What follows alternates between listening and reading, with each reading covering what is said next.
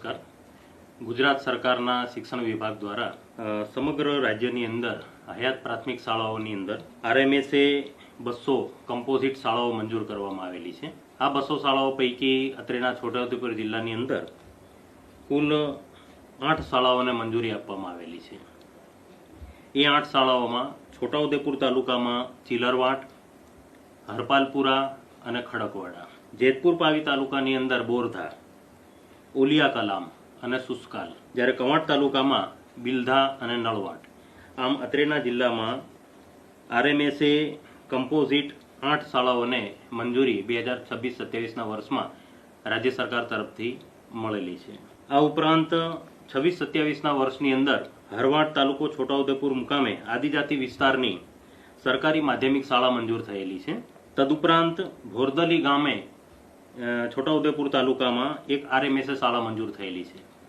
આમ 2026 અને 27ના વર્ષમાં અત્રેના છોટાઉદેપુર જિલ્લાની અંદર કુલ 10 જેટલી શાળાઓ રાજ્ય સરકારના શિક્ષણ વિભાગ દ્વારા મંજૂર કરવામાં આવેલી છે। આ શાળાઓ મંજૂર થયેથી છોટાઉદેપુર જિલ્લાના બાળકોને, અહીંના વાલીઓને ખૂબ જ ફાયદો થવાનો છે। આ શાળાઓના કારણે અત્રે ડ્રોપ આઉટ રેટ છે શૂન્ય થવાનો છે, દીકરીઓને પ્રોત્સાહન અભ્યાસ માટે મળવાનું છે અને શિક્ષણની અંદર જે બાળકો પાછળ રહી જાય છે કોઈ કારણસર, એમને પ્રાથમિક શાળાની કેમ્પસની અંદર જ અભ્યાસ કરવાનો એમને લાહવો મળવાનો છે। પ્રાથમિક શાળાના કેમ્પસની અંદર જ આરએમએસએ કમ્પોઝિટ શાળાઓ મંજૂર થવાના કારણે વિદ્યાર્થીઓ પ્રાથમિક શાળાના કેમ્પસની અંદર જ માધ્યમિક શિક્ષણ પણ પૂર્ણ કરી શકશે।